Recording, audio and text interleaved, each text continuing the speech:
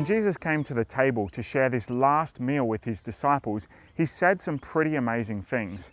Firstly, he changed the focus of this ancient meal, and he turned it to be focused on the sacrifice of his own body. He told his disciples, "This is my body broken for you," and he told them, "This is my blood shed for you."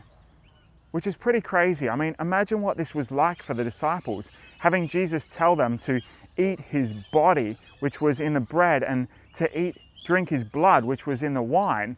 And this was before Jesus was about to die for them.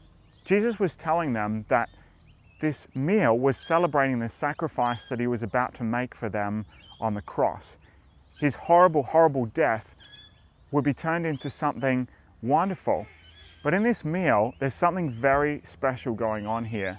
Jesus takes his death, which was horrible, and turns it into a sacrifice, which his people can participate in, making a new covenant between God and his people.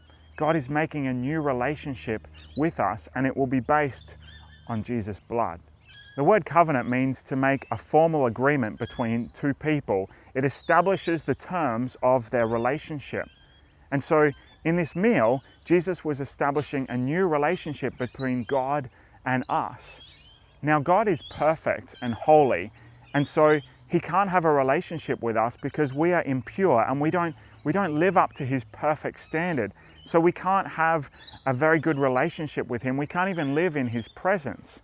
And so Jesus' blood is a way to pay for our impurity, a way to wash us clean and make us new, so that we can have a new relationship with God and we can live intimately with him through Jesus. In the Old Testament, we see that God's people had to sacrifice hundreds and thousands of animals to pay for their impurity so that they could have a relationship with God and come into his presence. The Old Testament tells this story of God's people's unfaithfulness. They had broken their covenant with him before God had even finished writing the terms of the contract. The first covenant is called the 10 Commandments, which states the terms of their relationship. But God's people were not able to keep it, and so God was giving them a new covenant that was made in Jesus' blood.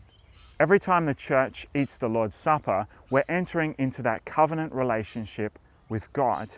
We're remembering the story of what it cost Jesus when he died on the cross for us, and we're celebrating who we are in Jesus. But more than that, we're entering into a covenant relationship through that meal.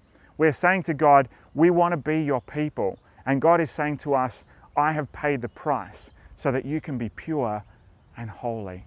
Every time we come together to celebrate this meal, it reminds us of who we are in Jesus. But more than that, it actually makes us who we are in him. See, Jesus' body and blood forgive us and wash us clean, but it's also spiritual food that helps us to live the new life that he has won for us. God is feeding us spiritually through his body, through Jesus' body, which is the bread of life. Don't you find it interesting that God gives us a meal as a way of entering into this new covenant? To me, it reveals God's wisdom and his understanding of human nature. You see, a meal is so powerful, so much more than an academic message. This meal is not academic, and yet it teaches. It's so simple and normal, and yet deeply significant. When we take the bread, and when we receive the cup, we are receiving all that Jesus has won for us on the cross.